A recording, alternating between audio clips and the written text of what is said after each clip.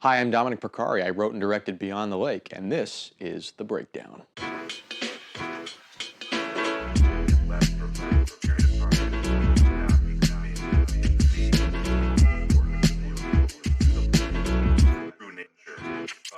Next up, Polaroid. Oh, right there, that's perfect. Come here, ready? Easy money on three, ready? 1, 2, 3.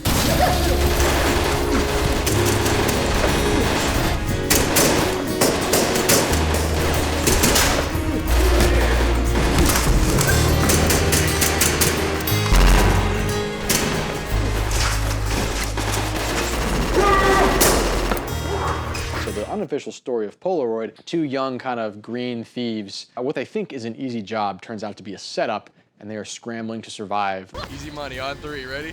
1, 2, 3. We've got some very recognizable Pittsburgh here. For starters, we've got Heinz Field, home of the Pittsburgh Steelers, now known as Acrisure Stadium. Rest in peace, ketchup bottles. We've also got the Carnegie Science Center right here with its IMAX theater, and every commuter knows the West End Bridge. We both drove to the point. We filmed a couple takes of that, went home. It didn't record.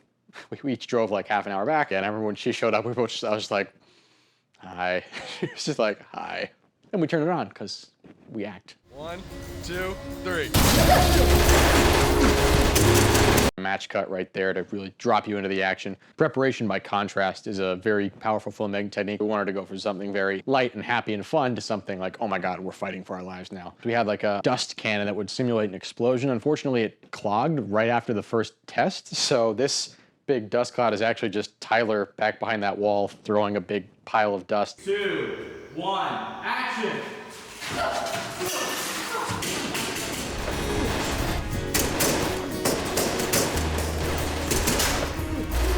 Cool practical blood squib when I shoot Nate over here as he comes around the corner. That's a real blood squib that we made. He's got essentially a length of inch gauge tube running up the back of his tactical vest with a hole cut in the side and then a little bit of wadding stuffed in there. And then it transfers to a smaller tube, and then that smaller tube is connected to an emergency bike tire inflator, which is essentially just a little pistol that you plug in a canister of CO2 or nitrous oxide into it, and then you can squeeze the trigger and it blasts a bunch of pressure out. And we just filled that rig with blood. And so Nate, he's holding the gun, but he's also holding the trigger mechanism for that blood squib. You can kind of see it in his hand. There's a little black thing right there. As soon as I pull the trigger and the shot is heard, Nate pulled his trigger and made the blood shoot back over the wall, and it worked really great. That was our first take. We also attempted having practical bullet impacts on the surfaces surrounding the action, but at this point, we were less than 20 hours away from the start of the shoot, and we still had far too many variables unsolved, so we ultimately decided to forego the idea entirely. So what I designed and what we rehearsed in the choreo there is after I hit Nate with that flying knee, I'm supposed to like swim my arm under his gun and then pull it right out into a shooting position and then blast the guys on the steps with Nate's assault rifle, go back and turn the corner and put down covering fire for Jordan. In the moment, again, that was our first take. I must have either slipped or I missed my cue,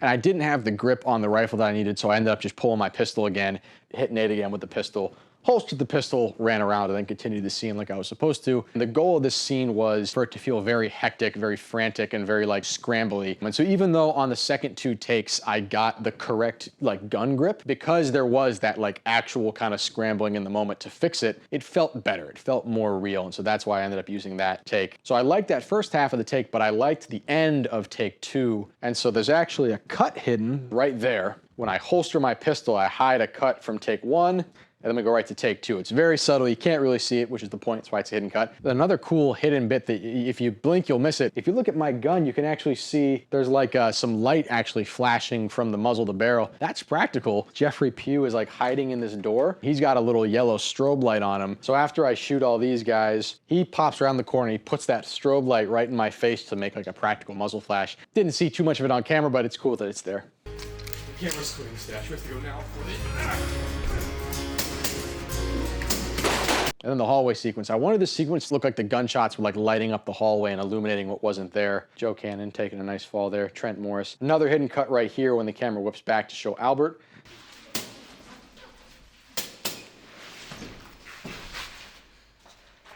All right.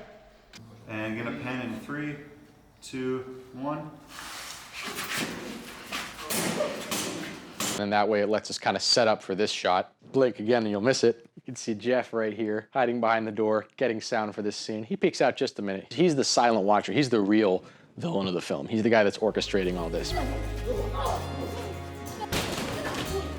Through the wall, I go. In the film, I'm supposed to be going through a wall.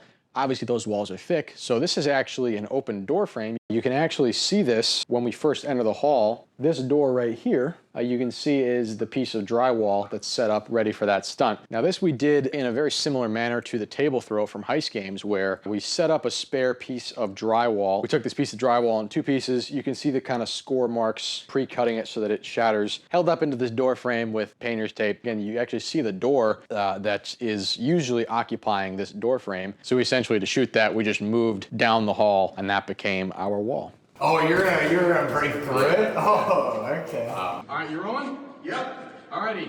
3, 2, 1. 3, 2, 1.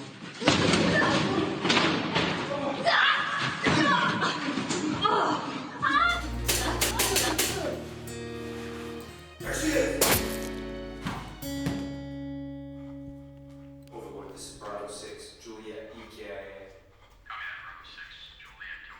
Of all the projects I've made in my life, I get the same question every single time someone watches this film, which is, why does he shoot her at the end? Why did he do that? And the answer is, he doesn't. So after I shoot Ted here with this pistol, everybody thinks that it's my character that shoots Jordan in the head. Why would I do that? My gun is not up, it's down. Couldn't shoot her if I wanted to. Furthermore, this shot is clearly coming from the side of her head. It's going this way.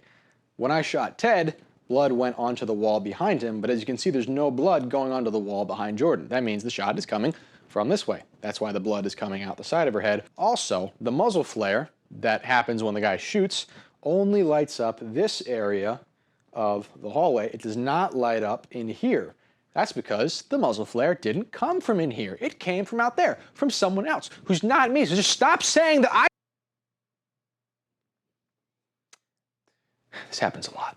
And there were actually parts of this that got cut for time. So for example, after I'm done covering Jordan, she kind of runs across and shoots. I turn around, there's actually more guys coming from the other way, and I turn around and I lay down fire before I duck down the stairs. What's neat here is that those are actually the same two bad guy actors from the start of the shot. We wanted to make it look like Jordan and I were getting absolutely swarmed from all directions, but we only had 5 actors to work with. So in this shot, once the camera pans off of Ted and Albert, they have about 15 seconds to hightail it all the way around the camera and all the way down the corridor, so that by the time Jordan gets to the stairs and the camera turns back around, it looks like there are already more guys closing in on us. So great hustle by Ted and Albert. It's a pity we only had 60 seconds, because I think this really shows that surrounded feeling we were going for.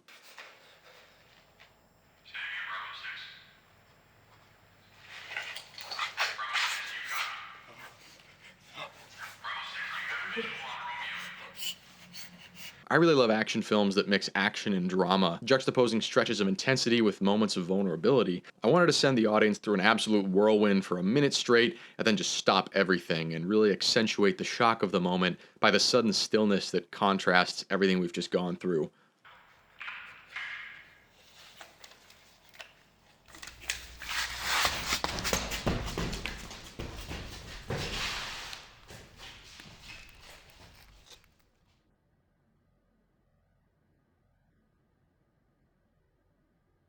That's the picture that we took at the start of the film, back when everything was simple and happy, and it's, oh wow, how things have changed. Little known fact, we actually shot 2 different endings to Polaroid, one where Jordan's character dies, and another where my character dies. And for the first time, you are about to see that second ending.